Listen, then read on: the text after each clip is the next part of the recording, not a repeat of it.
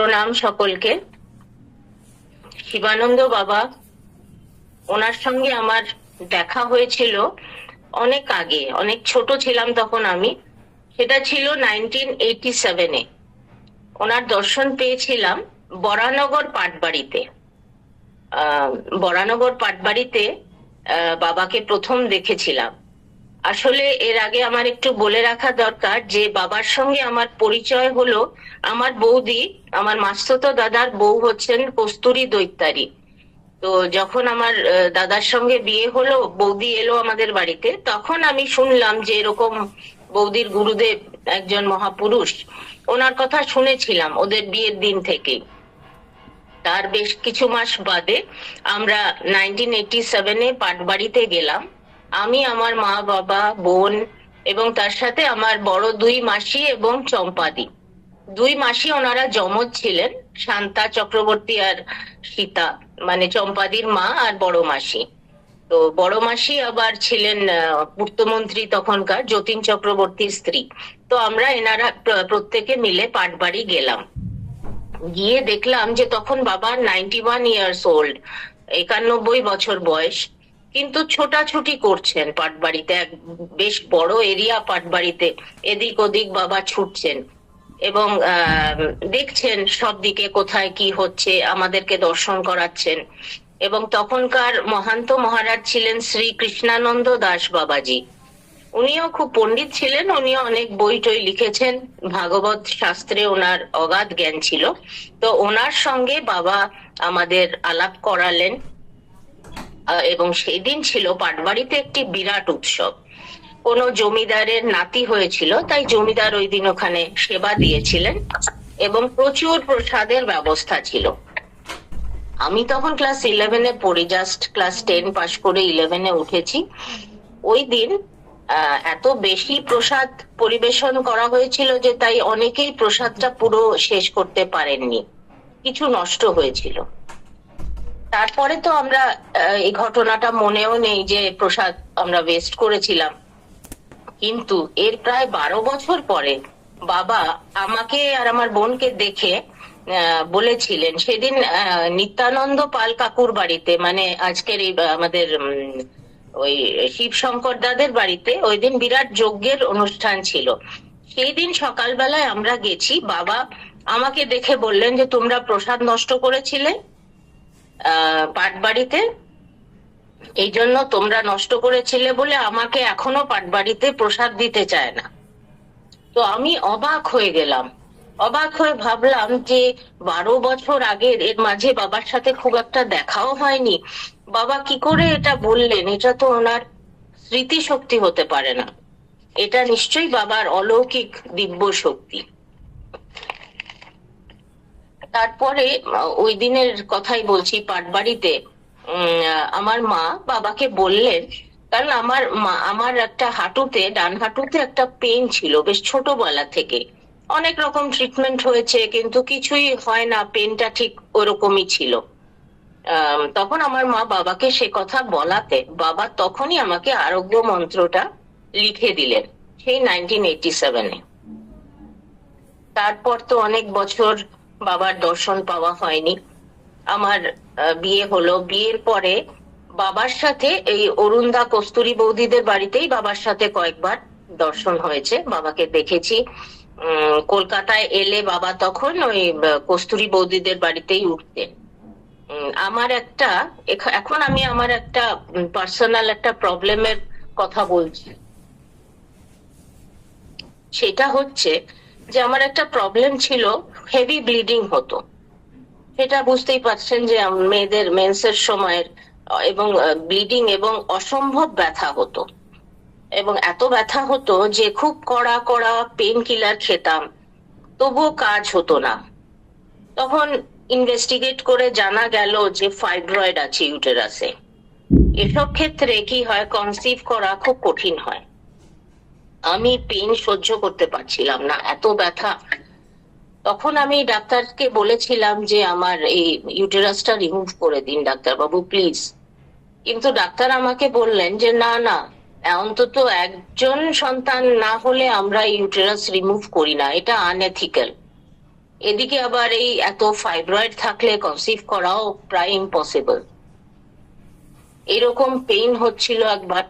সেই সময় মা, যে বাবা এসছেন, শিবানন্দ বাবা এসছেন কস্তুরী বৌদির বাড়িতে, শুনে মা বাবার দর্শনে গেলেন, আমার মা। আমি তখন বাবার কাছে গিয়ে নীরবে খালি চোখের জলই ফেললাম, কিছু বিশেষ বলতে পারলাম না। আমার মা তখন বাবাকে জানালেন আমার এই প্রবলেমের কথা, সংক্ষেপে জানালেন। কিছুক্ষণ বাদে বাবা বেশ জোরে আমাকে একটা বকা দিলেন। বকে বললেন যে সব মেয়েরই তো এই হয়, কিন্তু কেউ তো তোমার মতো কষ্ট পায় না, তুমি নিশ্চয়ই আগে অন্যায় কাজ করেছো, যাও গোবিন্দকে জানাও, ক্ষমা চাও। এইভাবে বাবা আমাকে একটা বেশ জোরে একটা বকা দিলেন। কিন্তু এমনই কৃপা যে এই ঘটনার 1 মাসের মধ্যেই আমি বুঝলাম যে আমি মা হতে চলেছি। এবং তারপর আমার মেয়ে রাইয়ের জন্ম হলো। এ এক আশ্চর্য ঘটনা। মানে বাবার কৃপা কটাক্ষ এমন অসাধ্য সাধন যে মানে আমার কোনো বলার কোনো ভাষা নেই। আমি তখন বুঝলাম যে মানে বাবার দ্বারা কিছুই অসম্ভব নয়। আমি তো এরকম এই পরিবারে অনেকের কাছেই শুনেছি যে অনেকেই মন্ত্র জপ করেছেন, অনেক দিন ধরে জপ করেছেন, দুজনেই করেছেন, তারপরে তাদের সন্তান হয়েছে। কিন্তু আমি এসব কিছু জানতামও না, কিছু মন্ত্র আছে বলে আমি তখন আমার কোনো ধারণাও ছিল না, বা বাবা আমাকে কিছু বলেনও নি। আমাকে বাবা এভাবে কৃপা করলেন। তারপরে আমি 1998 এর কথা বলছি, 1997 শেষের দিকে আমার মেয়ে হলো। তারপরে 1998 মেয়ে তখন 10-11 মাস বয়স। সেই সময় সেই শঙ্কর দাদের বাড়িতে বাবার বিশাল যজ্ঞ হয়েছিল, বাবা যজ্ঞ করেছিলেন। তখন আমি মেয়েকে নিয়ে, আমার হাজবেন্ড, মেয়ে, মা, বাবা এবং সকলে আমরা গেছিলাম। তখন বাবা আমার মেয়েকে দেখেই রাধে রাধে রাধে জয় জয় জয় শ্রী রাধে কীর্তনটা কয়েকবার করলেন। এবং আমি তখন একটা স্টিলের ছোট ছোট 2টো বাটিতে করে মেয়ের জন্য, বক্স বন্ধ বাটিতে করে মেয়ের জন্য খাবার নিয়ে গেছিলাম। একটাতে ছিল ছানা আর একটাতে ছিল আপেল সেদ্ধ। বাবা জিজ্ঞেস করলেন কি এনেছো, কি খাওয়াচ্ছ মেয়েকে।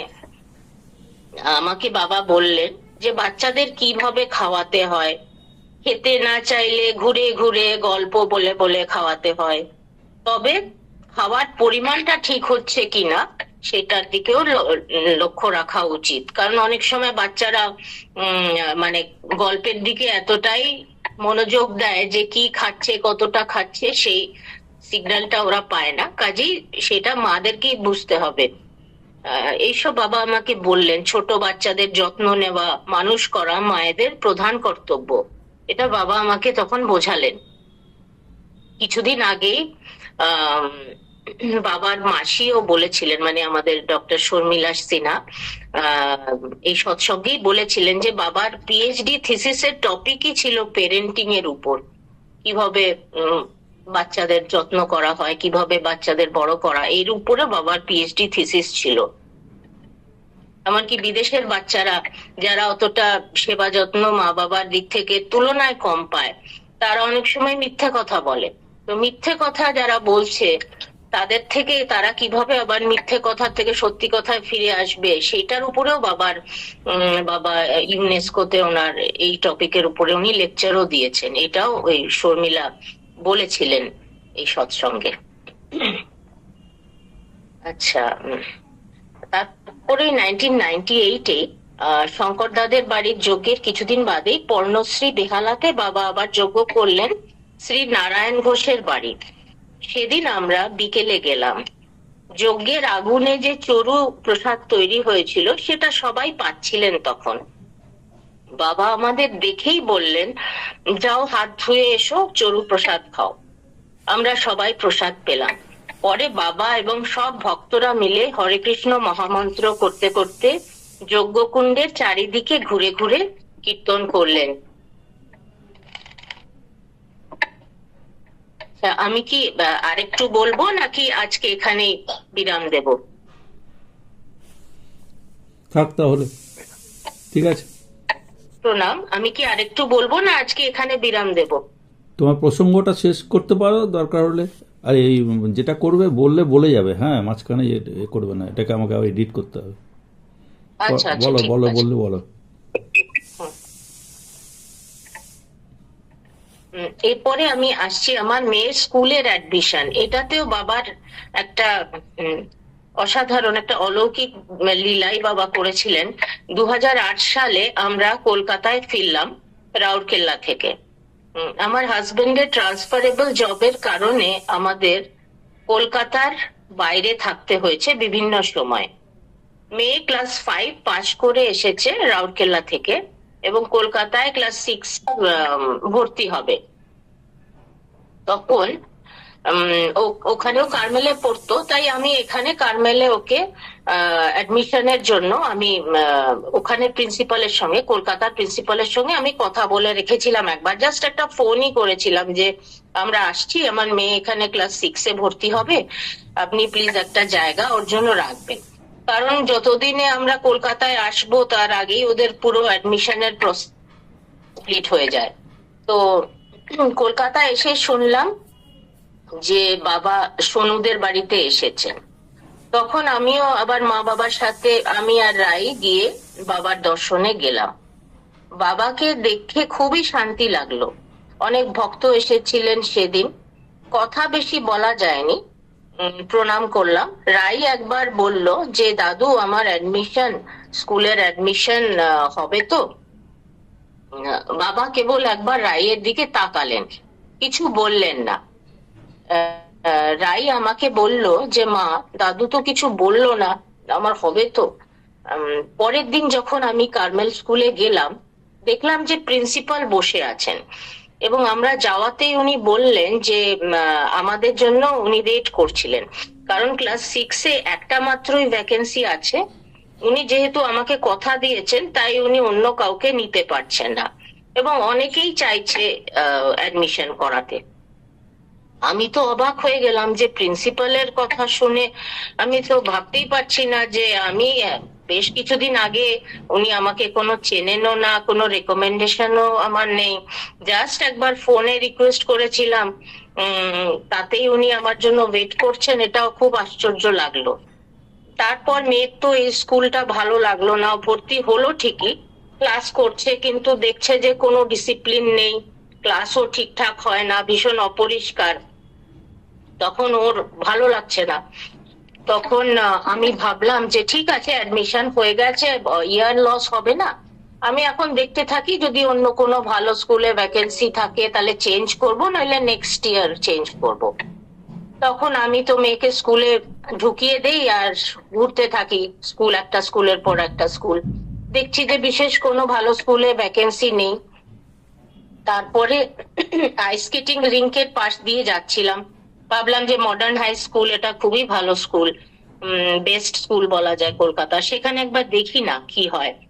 তারপরে দেখলাম একবার খোঁজ নিয়ে গিয়ে দেখলাম অফিস থেকে বললো যে ক্লাস 6 দুটো ভ্যাকেন্সি আছে আর ক্লাস 9 দুটো ভ্যাকেন্সি আছে এবং অ্যাপ্লাই করার লাস্ট ডেট সেদিনই ছিল, বিকেল 4টে অবধি। 4টের পরে আর অ্যাপ্লিকেশন জমা হবে না, 4টের পর থেকে ওরা স্টপ করে দেবে। তখন প্রায় দুপুর 1টা বাজে। আমি তক্ষুনি একটা ট্যাক্সি নিয়ে আমার বাবার কাছে ছুটলাম। আমার বাবা ইংলিশ ল্যাঙ্গুয়েজের উপর খুবই দক্ষতা বাবার। বাবাকে বললাম যে তুমি আমাদের এবং মেয়ের রাইয়ের ব্যাকগ্রাউন্ড ও ডিটেলস পুরো দিয়ে একটা চিঠি লেখো, একটা অ্যাপ্লিকেশন লেখো, আমি ডকুমেন্টস গুলো সব জেরক্স করে নিয়ে আসছি। তারপরে আমরা ডকুমেন্টস রেডি করতে করতেই বেশ মোটামুটি বেশ অনেকটা টাইম লাগছে, 2:30টা বেজে গেল। বাবা একটা ততক্ষণে সুন্দর অ্যাপ্লিকেশন লিখে ফেললেন এবং সবকিছু নিয়ে আমি যখন অ্যাপ্লিকেশনটা জমা দিলাম তখন প্রায় 4টে বাজে, কয়েক মিনিটই বাকি, এবং আমি লাস্ট অ্যাপ্লিকেশন জমা দিলাম। দেখলাম যে প্রায় কয়েক হাজারের মতো অ্যাপ্লিকেশন জমা পড়েছিল এই দুটো সিট ক্লাস 6 আর দুটো সিট ক্লাস 9 এর জন্য, এবং শর্ট লিস্টিং হলো। তারপরে রায়কে রিটেন টেস্ট এবং ইন্টারভিউ এর জন্য কল করলো ওরা, এবং দুটো সিটের মধ্যে একটা সিট রায় পেল ক্লাস 6-এ। তখন এবং সেকেন্ড মেয়েটি যে পেয়েছিল, দ্বিতীয় মেয়েটি, তাকে নিতেই হতো, কারণ ওর বাবা হচ্ছে নেভির অফিসার। ওরা হচ্ছে ফার্স্ট ক্যাটাগরিতে পড়ে, যারা আর্মি, নেভি, এয়ারফোর্স এর বাড়ির বাচ্চাদেরকে যে কোনো সময় ওদের ট্রান্সফার হতে পারে এবং ওদেরকে নিতেই হবে, বছরের মাঝে এলেও হতো। কাজেই বলতে গেলে একমাত্র দুটো সিটের মধ্যে ওকে তো নিতই, কাজে রায়ই পেল। এবং আরেকটা আশ্চর্য যে প্রত্যেকেরই ইন্টারভিউ এর সময় ওখানকার যিনি প্রিন্সিপাল ছিলেন, খুবই নামকরা মহিলা, ডক্টর দেবী কর, উনি সবার ইন্টারভিউ নিচ্ছেন, নাম বলছেন, কিন্তু রায়ের নামটা যখন বললেন যে শ্রীতমা আই নো বলে শুরু করলো, শ্রীতমা আই নো, তখন ও অবাক হয়ে গেল যে ইনি আমাকে চেনেন কি করে, আই নো কিভাবে বলছে। জানি না, এখানে বাবার কিছু লীলা ছিল অবশ্যই। এবং মডার্ন হাই স্কুলের মতো এত ভালো স্কুলে এই দুটো সিটের মধ্যে পাওয়া, এটা একমাত্র গুরু কৃপাতেই সম্ভব। এই ঘটনাটা বাবাকে যখন জানালাম, ফোনে বাবাকে জানালাম, তখন বাবা জয় বিশ্বনাথ বলে একটা হুঙ্কার দিলেন। এটা মানে আমার বলার ছিল যে মানে এটা একটা অদ্ভুত ঘটনা। আজকে আমি তাহলে এখানেই শেষ করছি।